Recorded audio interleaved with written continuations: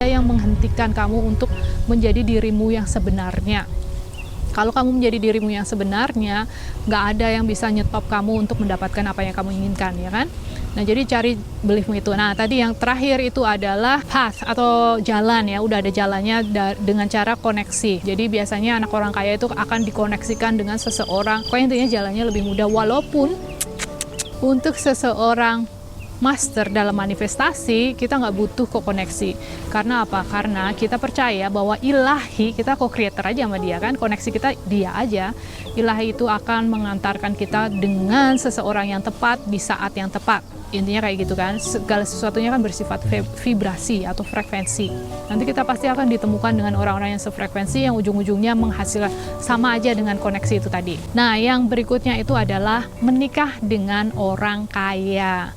Nah, ini juga mendapatkan atau dicap jelek juga, karena banyak orang yang menikah dengan orang kaya itu tidak bahagia misalnya, atau tidak dihargai, atau tidak dicintai, atau disepelekan, walaupun sebenarnya banyak sekali yang bahagia. Jadi intinya di sini itu sebenarnya di garis bawahnya adalah rasanya. Segala sesuatu yang kita niatkan itu feeling atau emosi yang mendasari itu apa.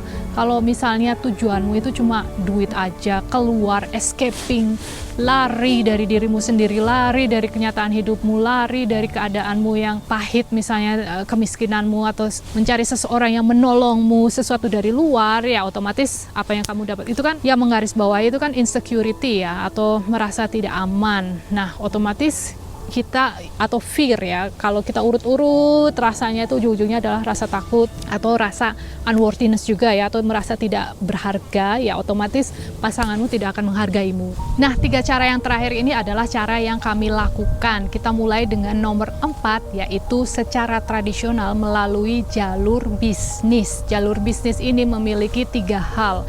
Hal yang pertama itu adalah memiliki active income. Active income itu adalah sebuah income atau pemasukan yang dihasilkan melalui atau secara aktif. Jadi kalau kita nggak aktif, kita nggak dapat income, intinya kayak gitu. Terus setelah itu kita akan memiliki passive income. Nah, yang passive income ini bisa berupa properti, royalti, kemudian bagi hasil, dan juga online presence. Online presence ini ya macam-macam, ya, bisa dari YouTube atau mungkin online course dan lain-lain. Royalti itu seperti menciptakan sebuah buku, musik, dan lain-lain. Properti itu ya sewa-sewaan kayak gitulah, apa segala sesuatu yang berhubungan dengan properti. Bagi hasil itu ya kita misalnya punya tanah terus dijadikan untuk pertanian, nanti kita bagi hasil dari tanah tersebut. Ini seperti itu, ya. Nah, yang ketiga itu adalah capital gain. Capital gain itu kita mendapatkan keuntungan dari aset yang kita miliki. Aset yang kita miliki itu kan juga banyak sekali, bisa berupa properti, bisa berupa bisnis, bisa berupa, kalau bisnis tuh enak, ya, jadi kita bangun bisnisnya dari kecil, apapun itu bisnisnya.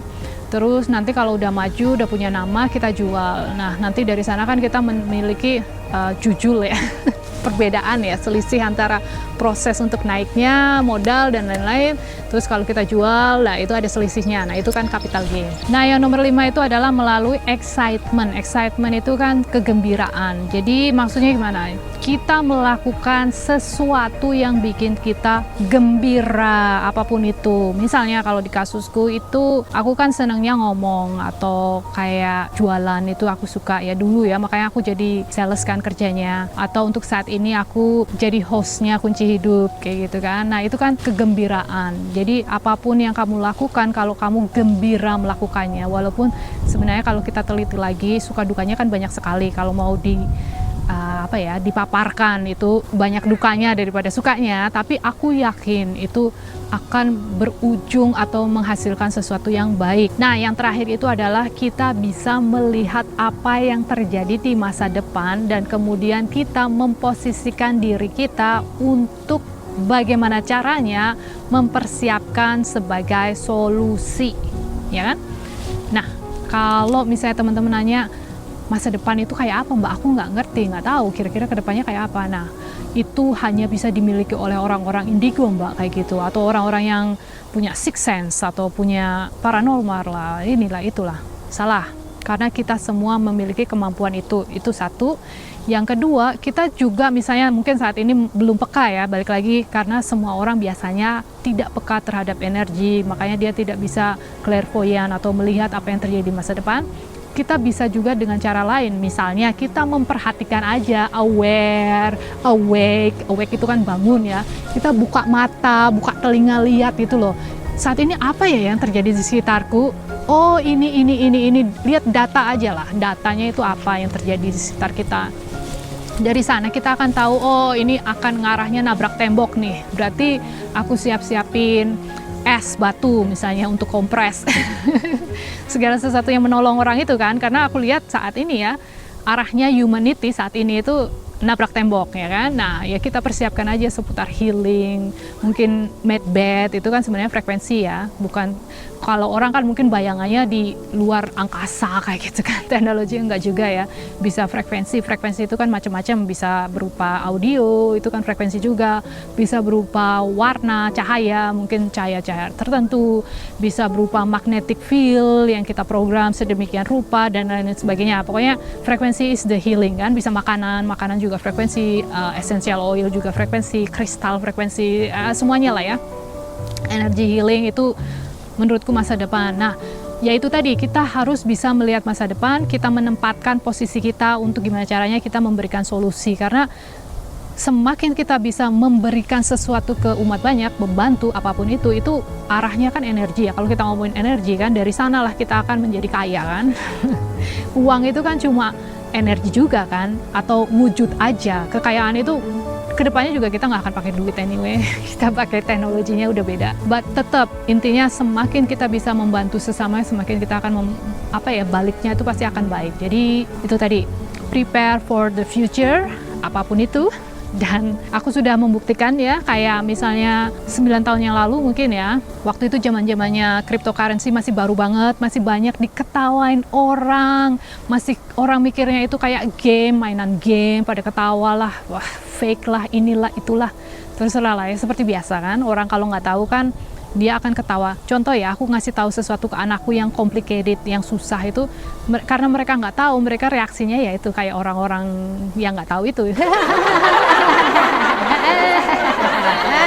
Kita saat ini arahnya itu nabrak tembok. Nah, bukan berarti kita ngikut-ngikut nabrak tembok gitu kan. Tapi gimana caranya kita melihatnya sebagai, oh iya berarti aku ngindar aja nih ya. Iya ngindar. Nah, terus kalau aku udah ngindar, apa yang aku bisa lakukan? Ya apa kalau kamu bantuin teman-temanmu yang pada nabrakin tembok itu, berarti memberikan solusi. Solusinya apa? Pasti benjol kan? Ya udah kamu kasih kompresan es, misalnya kamu sediain mau beli kompresan es, handuk kayak handuk dingin atau balsem atau sesuatu yang biar benjolannya bisa kempes dan lain-lain sebagainya. Jadi intinya seperti itu. Pokoknya kita lihat apa yang terjadi di masa depan, bukan berarti kita harus ikut ke arah sana, tapi kita lebih ke bersiap-siap diri untuk satu, menghindari kita jangan ikutan nabrak tembok.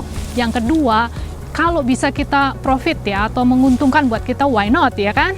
Nah, jadi kita persiapkan apa yang orang-orang akan butuhkan, apa keahlian kita yang bisa kita bagikan, yang ujung-ujungnya akan memberikan benefit atau win-win solution buat kedua belah pihak. Buat dia itu bagus karena dia jadi lebih sehat, buat kita juga bagus karena kita menghasilkan uang. Intinya kayak gitu. Dan satu hal lagi ya, memang betul kita akan ke arah global reset, karena sebenarnya riset itu udah terjadi berulang kali kan, nggak cuma sekali aja, cuma mungkin yang sebelum-sebelumnya itu soft ya, atau halus. Jadi biasanya ketika terjadi hal-hal tersebut itu adalah sebuah kesempatan besar untuk seseorang menjadi kaya raya, atau dibilangnya itu kan transfer wealth transfer. Pokoknya transfer kekayaan dari generasi, antara generasi yang satu ke generasi yang lainnya. Nah, generasi yang lainnya itu yang adalah generasi yang satu tahu, yang kedua adalah sudah bersiap-siap, ready ya. Nah, sedangkan generasi yang aloof atau denial, yang nggak mau tahu atau yang masih ketawa-ketawa aja saat ini, masih ngetawain, itu biasanya dia yang akan kaget. Dan biasanya orang-orang tersebut akan lebih, ciri-cirinya ya, dia nggak mau melihat. Kalaupun dia melihat, dia akan ngecap itu sebagai sesuatu yang negatif atau lucu atau gila. Kemudian nanti kedepannya dia akan setuju aja kalau dibilang sesuatu itu, nabrak tembok itu, sebagai misterius. sesuatu, oh dia misterius banget ya, tiba-tiba nabrak tembok, oh dia nggak ada yang misterius, say. Segala sesuatunya itu ada sebab, ada akibat. Itu sudah hukum alam itu bukan kataku atau konspirasi teori, itu enggak ya, itu memang hukum sebab akibat. Itu kan juga salah satu hukum alam kan. Tidak ada kejadian yang kebetulan itu satu, segala sesuatunya itu pasti ada penyebabnya, ada akibatnya. Nah, apa yang harus kita lakukan di sini ya, kita bijaksana dan menggunakan kesempatan ini untuk membuat kita bisa naik level kesadarannya dan juga prosper ya, atau menguntungkan buat kita dan orang-orang di sekitar kita. Anyway guys, udah lama ngomongnya. Seperti biasa, thank you, I love you, and bye for now.